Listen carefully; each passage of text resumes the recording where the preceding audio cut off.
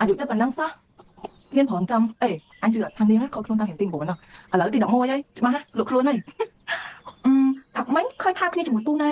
ប្រងចាំទី2មែនតែថាទី1ទី2វាមិនត្រូវជឿដោយសារតែច្រើនពេកក៏ដឹងរាប់ទីម៉ានប្រកាសហើយផឹកមិញហ្នឹងទីម៉ានជួនមកគួរស្អប់គួរខ្ពើមស្លាយើងណាមិនគួរមានសិទ្ធិលក់ខ្លួនរៀនអញ្ចឹងទេ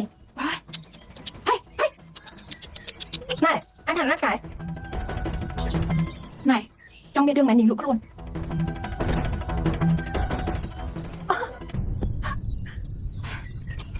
មកអីចង់មានរឿងមែនហេក្តីមួយពូណែបន្តទៀតផឹកមិញឃើញមកចាស់ជួនមកប្រហែលយុគមិញនឹងគ្នាពេញមួយយប់ឲ្យត្រូវ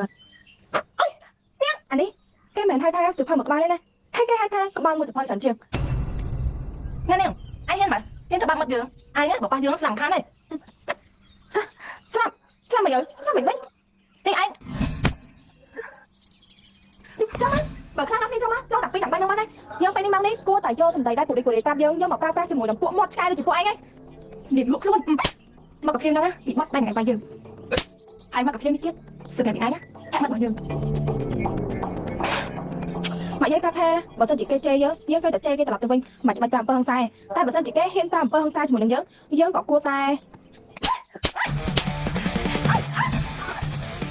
អូយសុំតោះណាយើងខ្លួនតិចហីអាយណា